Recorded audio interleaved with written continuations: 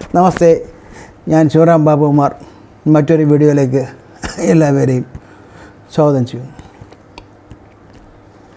ഇന്ന് പറയുന്നത് തുലാൻ രാശിയിൽ ജനിച്ചവരുടെ 2024 ആഗസ്റ്റ് 17 തൊട്ട് 2025 ആഗസ്റ്റ് 16 വരെയുള്ള ഒരു വർഷ കാലഘട്ടത്തിലെ എന്നുവെച്ചാൽ മലയാള വർഷമാണ്, കാലഘട്ടത്തിലെ ഫലങ്ങളാണ് നമ്മൾ പരിശോധിക്കുന്നത്. മലയാള മാസം 1200 ആണ്ടാണ് ചിങ്ങമാസം 1 തീയതിയായ ആഗസ്റ്റ് 17 തുടങ്ങുന്നത്. അപ്പോൾ 1200 ആണ്ടിൽ സംഭവിക്കുന്ന കാര്യങ്ങളെ പറ്റിയാണ് നമ്മൾ പരിശോധിക്കുന്നത്. അപ്പോൾ തുലാൻ രാശിക്കാർക്ക് ഏതൊക്കെ വരുന്ന നക്ഷത്രങ്ങൾ വരുന്നത് നമുക്കറിയാം. അവിട്ടത്തിൻ്റെ ചിത്തിരയുടെ അവസാനത്തെ 2 ഭാഗം, ചോതി, പിന്നെ വരുന്നത് വിശാഖത്തിൻ്റെ ആദ്യത്തെ 3 ഭാഗം. ഇതാണ് ഇതിൽ വരുന്നത്. കൂടാതെ ഈ വീഡിയോയുടെ അവസാനം പ്രൊഫഷണലായിട്ട് നല്ല കാര്യങ്ങൾ സംഭവിക്കാൻ ഇതിൻ്റെ കാര്യങ്ങൾ കൂടാതെ സൂര്യൻ്റെ മൂവ്മെൻ്റ് അനുസരിച്ചിട്ട് നല്ല കാര്യങ്ങൾ സംഭവിക്കാൻ സാധ്യതയുള്ള മാസങ്ങളെപ്പറ്റിയും കൂടെ ഇതിൻ്റെ അവസാനം പറയുന്നുണ്ട്. തുലാൻ രാശിയെപ്പറ്റി നമുക്ക് പരിശോധിക്കാം. ആദ്യം തുലാൻ രാശി എന്ന് പറയുന്നത് ശുക്രൻ്റെ രാശിയാണ്. ശുക്രൻ എന്ന് എല്ലാവർക്കും അറിയാം. സൗന്ദര്യകാരകനായ ശുക്രൻ്റെ അധീനതയിലാണ് തുലാൻ രാശിക്കാരുള്ളത്. അപ്പോൾ തുലാൻ രാശിയുടെ പ്രത്യേകത അതാണ്. കൂടാതെ അതൊരു വായുരാശിയുമാണ്. സംസാരം കൊണ്ട് പ്രധാനമായിട്ടും ജീവിക്കുന്ന ആൾക്കാരാണ്. അപ്പോൾ ശുക്രൻ്റെ സംസാരം കൊണ്ട് ജീവിക്കുന്നൊരു പുരുഷരാശിയാണ് തുലാൻ രാശി. ഈ രാശിയിലാണ് ശനി ഉച്ചനാകുന്നത്. ശനി ഏറ്റവും കൂടുതൽ പവർഫുള്ളായി വരുന്നത് ഈ രാശിയിലാണ്. അപ്പോൾ ശനിയെയും കൂടെ ഇതിൻ്റെ ഫലം പറയുമ്പോൾ പരിഗണിക്കേണ്ടി വരും. പിന്നെ ഉള്ളത് സൂര്യനാണ്. സൂര്യൻ നീചനാകുന്ന രാശിയും കൂടെയാണിത്. അപ്പോൾ അങ്ങനെയുള്ളൊരു പ്രത്യേകമുണ്ട്. അപ്പോൾ ശുക്രനും നീചനാകുന്ന സൂര്യനും ഉച്ചനാകുന്ന ശനിയും കൂടെയാണ് നമുക്ക് ഇവരുടെ കാര്യങ്ങളെപ്പറ്റി പറഞ്ഞു തരുന്നത്. ഇതിനകത്തുള്ള ഗ്രഹനിലയെപ്പറ്റി നമ്മൾ രാശിചക്രത്തെ പറ്റി നോക്കാം. ഇപ്പോൾ 5-ലാണ് ശനി നിൽക്കുന്നത്. ഈ വർഷം അവസാനം എന്ന് വെച്ചാൽ 2025 മാർച്ച് 29 ശനി 6-ാം ഭാവത്തിലേക്ക് മാറുകയാണ്. വ്യാഴം ഇപ്പോൾ നിൽക്കുന്നത് അഷ്ടമത്തിലാണ്. ശുഭകരമായൊരു സ്ഥലത്തല്ല വ്യാഴം നിൽക്കുന്നത്. വ്യാഴം അടുത്ത 2025 മെയ് 15 വ്യാഴം 9-ാം ഭാവത്തിലേക്കോട്ട് മാറുന്നുണ്ട്. ഇപ്പോൾ ഇവർക്കൊരു ഗുണദോഷ സമ്മിശ്രമായൊരു സമയമാണ്. അത്ര അനുകൂലമായ സമയമൊന്നുമില്ല. ഇത് തന്നെയായിരിക്കും വരാൻ പോകുന്ന മാർച്ച് 29 വരെ, ഏകദേശം മാർച്ച് വരെ, ഏകദേശം 7 മാസത്തോളം കണ്ടിന്യൂ ചെയ്യുന്നത്. 7 മാസം കഴിയുമ്പോൾ ശനി 6-ാം ഭാവത്തിലേക്ക്, വളരെ സ്മാർട്ടായ ഭാവത്തിലേക്ക് ശനി വരികയാണ്. കൂടാതെ മെയ് 15 8 മാസം കഴിയുമ്പോൾ വ്യാഴം അനുകൂലമായി വരികയാണ്. ചുരുക്കി പറഞ്ഞാൽ ഇവർക്ക് മെയ് മാസം തൊട്ട് മഹാരാജയോഗം സ്റ്റാർട്ട് ചെയ്യാണ് ഒരു വർഷത്തേക്ക്. അതുവരെ നമുക്ക് അഡ്ജസ്റ്റ് ചെയ്ത് പോകേണ്ടിയിരിക്കുന്നു എന്നാണ് ഇതിൽ പറയേണ്ട കാര്യം. നമുക്ക് ഇവരുടെ സ്വഭാവത്തെപ്പറ്റി ജസ്റ്റ് ഒന്ന് നോക്കിയിട്ട് നമുക്ക് ഫലങ്ങളായിട്ട് പോവാം. എന്താണ് ഇവരുടെ ഒരു ശുക്രനെ പറ്റി നമുക്ക് ആലോചിക്കുമ്പോൾ ഇതെല്ലാം പറയാം. കളത്രം, സ്വന്തം ഭാര്യ അല്ലെങ്കിൽ ഭർത്താവിനെ പറ്റി പറയാം, കല പറയാം, സംഗീതാദി കലകളെപ്പറ്റി പറയാം, ലൈംഗിക സുഖത്തെപ്പറ്റി പറയാം, വാഹനം, വീട്, മറ്റ് ആഡംബരങ്ങളെല്ലാം ശുക്രൻ്റെയാണ് വരുന്നത്. അപ്പോൾ ഈ രാശിക്കാർ ഇതിനൊക്കെ ആഗ്രഹമുള്ളവരും താല്പര്യമുള്ളവരാകും. എന്ന് വെച്ചാൽ നമ്മുടെ പാർട്ണറെ അല്ലെങ്കിൽ കളത്രത്തെ സ്നേഹിക്കുന്നവനാകും. വാഹനം, വീടൊക്കെ വേണമെന്ന് ആഗ്രഹമുള്ളവനാണ്. കലാപരമായും ആഡംബരമായും എല്ലാ കാര്യങ്ങൾക്കും ഇവർക്ക് വലിയ താല്പര്യം ഉള്ളവരാണ്. കൂടാതെ ശുക്രാചാര്യനാണ് അവരുടെ ഗുരു എന്ന് പറയുന്നത്. ഇവരുടെ രാശിയുടെ ഇമ്പോർട്ടൻ്റ് ശുക്രാചാര്യനാണ്. ഈ ശുക്രനെ പറ്റി പുരാണങ്ങളിൽ പറയുന്നത് മഹാനായ ഭൃഗു മഹർഷിയുടെ പുത്രനായ ശുക്രാചാര്യൻ.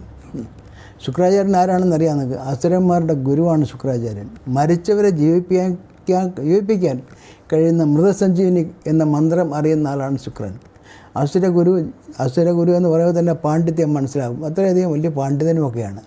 എല്ലാ തന്ത്രങ്ങളും ജീവിതത്തിൽ നയപരമായി പയറ്റാൻ അറിയുന്നയാളെന്ന് വേണമെങ്കിൽ പറയാം.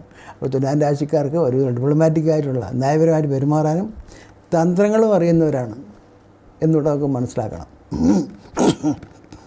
ഇനി രാശിസ്വരൂപം പറയുന്നത് ത്രാസാണ്. ത്രാസ് എന്ന് പറയുമ്പോൾ അതൊരു ബിസിനസ്സാണ്. ത്രാസ് 2 കാര്യങ്ങൾ പറയുന്നുണ്ട്. ഒന്ന് കച്ചവടക്കാർക്ക് ആവശ്യമുള്ള ത്രാസുമുണ്ട്. രണ്ടാമത്തെ ത്രാസ് എന്ന് പറഞ്ഞാൽ ജഡ്ജിയുടെ മുമ്പിലൊരു ത്രാസുണ്ട്. ജഡ്ജിയുടെ അടയാളം ത്രാസാണ്.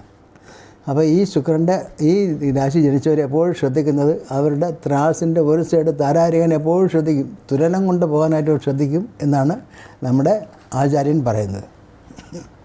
ഇനി ഇവരുടെ ആകൃതി ഇല്ല, ഇനി ഇവരുടെ കുറച്ച് ശുക്രൻ നല്ല ബലവാനായി നിൽക്കുകയാണെങ്കിൽ ഇവർ വളരെ ദൈവഭക്തരും ദയവുള്ളവരുമാകും, ബുദ്ധിയുള്ളവരുമാകും, എപ്പോഴും പ്രസന്നമായി, എപ്പോഴും ഇവർ വളരെ ഹാപ്പി ആയിരിക്കും. ഇവർക്കൊരു വളരെ ഡിപ്ലോമാറ്റിക്കും വളരെ ഹാപ്പി ചുരുക്കോടെ ഇവരെ കാണാൻ പറ്റുള്ളൂ. നല്ലവരെ ബഹുമാനിക്കാനും മറ്റുള്ളവരെ സഹായിക്കാനും എപ്പോഴും ഇവർ മുൻപന്തിയിൽ തന്നെ ഉണ്ടാകുമെന്നാണ് പറയുന്നത്. ഇവരുടെ സ്ഥാനം സ്ത്രീ വിഷയത്തിൽ കുറച്ച് ബലഹീനത ഉണ്ടെങ്കിലും അന്യരെ വഞ്ചിക്കാനോ കളവ് ചെയ്യാനോ ഒന്നും ഇവർ കൂട്ടുനിൽക്കില്ല. ഇവരോട് ഇവരുടെ കളങ്കമില്ലാത്ത ന്യായപരമായ പെരുമാറ്റം, സംഭാഷണ ചാതുര്യം, ഹൃദ്യമായ പുഞ്ചിരി, ആധുനികത എന്നിവ എടുത്ത് പറയേണ്ട കാര്യങ്ങളാണ്. ഇതൊക്കെയാണ് ഇമ്പോർട്ടൻ്റായിട്ട് പറയേണ്ട കാര്യങ്ങൾ. ഇവരെപ്പോഴും തിരക്കുള്ളവരായിരിക്കും. തിരക്ക് ഇവർക്ക് ആവശ്യമാണ്, അവർക്ക് തിരക്ക് വേണമെന്നാണ് ഇവർ പറയുന്നത്. വളരെ സോഷ്യലായി ഇടപെടുന്ന ഇവർ സഹായം അഭ്യർത്ഥിക്കുന്ന ആരെയും നിരാശപ്പെടുത്തില്ല. ആരുടെ പ്രശ്നങ്ങൾ വേണോ പോയി ഇടപെടുകയും അവരെ സഹായിക്കാനും ഒക്കെ മുൻപന്തിയിൽ തന്നെ ഫ്രണ്ടിൽ തന്നെ ഇവരുണ്ടാകും എന്നാണ് പറയുന്നത്. പരിഹരിക്കാനും അവർക്ക് അങ്ങനെയുള്ള ഇവർക്ക് ഒരു തരം പ്രശ്നങ്ങളൊക്കെ പരിഹരിക്കാൻ നല്ല കഴിവുള്ളവരാണ്. അതുകൊണ്ടാണ് ഇവർ ഡിപ്ലോമാറ്റിക് സൈൻ എന്ന് പറയുന്നത്. ഇതാണ് ഇവരുടെ പൊതുവായ കാര്യങ്ങൾ. അപ്പോൾ നമുക്ക് അറിയാൻ തുലാരാശി ശുക്രനാണ്, ആഡംബരപ്രിയരാണ്, മറ്റുള്ളവരെ സഹായിക്കാൻ എപ്പോഴും റെഡിയാണ്. ഇതൊക്കെ ശുക്രൻ നല്ല സ്ട്രോങ് ആയി നിൽക്കുകയാണെങ്കിൽ മാത്രമാണ്. ശുക്രൻ മോശമാണെങ്കിൽ നേരെ തിരിച്ച് മറ്റുള്ളവരെ മുതലെടുക്കാൻ ശ്രമിച്ചുകൊണ്ടിരിക്കും. ഇങ്ങനെയാണ് എൻ്റെ രാശിചക്രത്തിൽ വരുന്ന മാറ്റങ്ങളെ പറ്റി പറയുന്നത് ഇങ്ങനെയാണ്. ഇനി നമുക്ക് അവരുടെ ഫലങ്ങളെ പറ്റി ആലോചിക്കാം. വരുന്ന ഒരു വർഷം എങ്ങനെയാണ്. അപ്പോൾ ഇന്നത്തെ കണ്ടീഷൻ ഇപ്പോൾ റൺ ചെയ്തുകൊണ്ടിരിക്കുന്ന വർഷം എന്ന് പറഞ്ഞാൽ അതിന് അനുകൂലമായ വർഷമല്ല. അവനെ അഡ്ജസ്റ്റ് ചെയ്തൊക്കെ പോവാം. നമ്മൾ പറയാമല്ലോ അങ്ങനെ കഴിഞ്ഞു പോകുന്നു എന്ന് പറയുന്നൊരു കണ്ടീഷനാണ് ഇപ്പോൾ ഉള്ളത്. ഇത് തന്നെയായിരിക്കും വരാൻ പോകുന്ന മാർച്ച് അവസാനം വരെയും കണ്ടിന്യൂ ചെയ്യാൻ പോകണം. മാർച്ച് അവസാനം വരെ ഇങ്ങനെ തന്നെ പോകും. വലിയ മാറ്റങ്ങളൊന്നും പ്രതീക്ഷിക്കേണ്ട. 8ൽ 5ൽ ശനി നിൽക്കുന്നതുകൊണ്ട് സന്താനങ്ങളെ ചിലപ്പോൾ ശ്രദ്ധിക്കണം. കുറുമ്പെല്ലാം കാണിച്ചെന്ന് വരും. ഈ അഷ്ടമത്തിൽ വ്യാഴം നിൽക്കുന്നുണ്ട്. ഫൈനാൻസും കാരണം പെട്ടെന്നൊന്നും വരില്ല, ചിലവ് കൂടും. ഫൈനാൻഷ്യൽ മാറ്റേഴ്സ് പറയുകയാണെങ്കിൽ ഒരു ആവറേജ് ആയിരിക്കും, വലിയൊരു ഇതൊന്നും ഉണ്ടാകാൻ പോകുന്നില്ല. അപ്പം നമുക്ക് ആവശ്യമുള്ള എന്താണ്, നമ്മൾ മാക്സിമം ഇതിന് അഡ്ജസ്റ്റ്മെൻറ്റ് ചെയ്യണം. നമ്മൾ ഫൈനാൻഷ്യൽ കിട്ടാക്കടം. പിന്നെ വേറൊരു കാര്യം ആചാര്യം പറയുന്നുണ്ട്, കിട്ടാക്കടങ്ങളുണ്ടെങ്കിൽ അതിൻ്റെ പുറകെയൊക്കെ പോകാൻ പറ്റിയ സമയം ഇപ്പോൾ ഒന്ന് ട്രൈ ചെയ്തൊക്കെ വെച്ചാൽ നമുക്കൊരു മാർച്ച് ഏപ്രിൽ മെയ് ഒക്കെ ആകുമ്പോഴേക്കും പൈസ കിട്ടും. അത് ഫോളോ അപ്പ് ചെയ്യാൻ പറ്റിയ സമയമാണ്. കിട്ടാക്കടങ്ങൾക്ക് ഫോളോ അപ്പ് ചെയ്യാൻ ചിലപ്പോൾ അതിനും തന്നെ കിട്ടിയെന്ന് തരും. അഷ്ടമത്തിലെ വ്യാഴനെ കൊണ്ട് അങ്ങനെ ചില ഗുണങ്ങളുണ്ട്. കിട്ടാക്കടങ്ങൾ വരാം, അല്ലെങ്കിൽ നമുക്ക് ഇൻഷുറൻസോ, അല്ലെങ്കിൽ നമുക്ക് പണ്ട് ഗവൺമെൻറ് കിട്ടാനുള്ള കുറച്ച് കാശുണ്ടാകും, അല്ലെങ്കിൽ ഇൻകം ടാക്സിൻ്റെ കുറേ റീഫണ്ട് വരാൻ ചാൻസ് ഉണ്ട്. ഇതൊക്കെ നമുക്ക് ഫോളോ അപ്പ് ചെയ്യാൻ പറ്റിയ സമയമാണ്. അത് ഫോളോ അപ്പ് ചെയ്യുക, തീർച്ചയായിട്ടും അതിൻ്റെ ബെനിഫിറ്റ് നമുക്ക് വരാൻ സാധ്യതയുണ്ട്. പ്രൊഫഷണൽ ആവറേജ് ആയിരിക്കും. തൊഴിൽപരമായ ഒരു ആവറേജ് പീരീഡ് നമുക്ക് പറയാനുള്ളൂ. ഒരുപാട് പ്രതീക്ഷകളൊന്നും വേണ്ട. കലാകാരന്മാർക്കെല്ലാം അവരുടെ കാര്യങ്ങളൊക്കെ നടത്താൻ വലിയ കുഴപ്പമൊന്നുമില്ല. വക്കീൽ, ജഡ്ജി, പിന്നെ ബാങ്കേഴ്സ്, ഫാഷൻ, സർക്കാർ ജോലിക്കാർക്കും അവർക്കൊന്നുമില്ല പ്രശ്നമില്ല. റിസ്ക് എടുത്ത് ചെയ്യുന്നത് ഫാഷൻ ഫീൽഡിൽ വർക്ക് ചെയ്തിട്ടുണ്ട്, അവരെല്ലാം കുറേ ശ്രദ്ധിക്കുന്നത് നല്ലതാണ്. പെട്ടെന്ന് കാര്യങ്ങൾ അതുപോലെ ഉദ്ദേശം പോലെ നടന്നു വരില്ല. മോഡലിങ്, എയർ ഹോസ്റ്റസ്, പിന്നെ ബ്യൂട്ടീഷ്യൻസ്, ബ്രോക്കേഴ്സ്, ഇവർക്കൊക്കെ ചെറിയൊരു കാലതാമസം ഉണ്ടാകും. കാര്യങ്ങൾക്ക് പ്രതീക്ഷിച്ച രീതിയിൽ നടക്കില്ല. ബിസിനസ് ചെയ്യുന്നവർക്കും അങ്ങനെ തന്നെയാണ്. അപ്പോൾ അത് കുറച്ച്, പക്ഷേ ഇപ്പം ഞാൻ നേരത്തെ പറഞ്ഞതിലൊക്കെ പ്ലാനും പദ്ധതിയൊക്കെ തയ്യാറാക്കാൻ പറ്റിയ സമയമാണ്. വരാൻ പോകുന്ന ഒരു 7 മാസം കഴിഞ്ഞാൽ നിങ്ങളുടെ ഒരു മഹാരാജ്യമൊക്കെ സ്റ്റാർട്ട് ചെയ്യുന്നൊരു ഇവരാണ്. അത് മനസ്സിൽ ആലോചിച്ചിരുന്നാൽ മതി. ഫാമിലി ഇപ്പോൾ പറഞ്ഞാൽ നമ്മുടെ കളത്തരങ്ങൾ, അന്യോന്യം പാർട്ട്നേഴ്സ് തമ്മിലൊക്കെ ചെറിയ ചെറിയ വാക്കുകളൊക്കെ ഈ ഒക്ടോബർ തൊട്ട് ജൂൺ വരെയുള്ള സമയത്ത് ഉണ്ടാകാൻ ചാൻസ് ഉണ്ട്.